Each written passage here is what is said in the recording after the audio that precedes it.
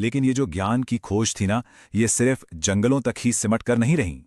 ये और आगे बढ़ी, और इसने एक नए तरह के शिक्षकों को, नए तरह के विचारकों को जन्म दिया। और इन लोगों ने एक बिल्कुल ही अलग रास्ता चुना। तो फर्क क्या था?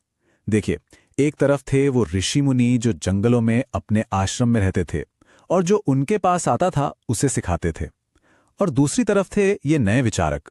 ये अपना घर-बार छोड़कर खुद लोगों के बीच पहुंच गए। ये गांव-गांव, शहर-शहर, जंगल-जंगल घूमते थे और अपने विचार सीधे आम लोगों से बांटते थे। और सबसे दिलचस्प बात तो ये थी कि ये जो नए विचारकों की लहर थी ना, इसमें समाज के हर तबके के लोग शामिल थे। ऐसा नहीं था कि ये सिर्फ कुछ खास लोगों तक ही सीमित हो। इसमें किसान थे, व्यापारी थे, सैनिक थे, अरे यहां तक कि राजा महाराजा भी शामिल हो रहे थे। ये एक बहुत बड़े सामाजिक बदलाव की आहट थी।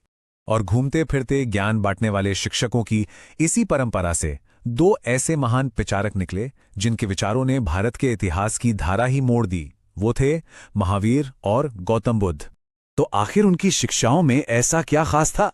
देखिए, उन्होंने एक ऐसा रास्ता दिखाया जो इस बात पर बिल्कुल निर्भर नहीं करता था कि कोई कितना अमीर है या किस जाति से है।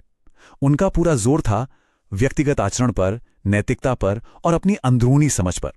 मतलब ठीक उन्हीं समस्याओं का हल जिनसे उस वक्त का पूरा समाज जूझ रहा था।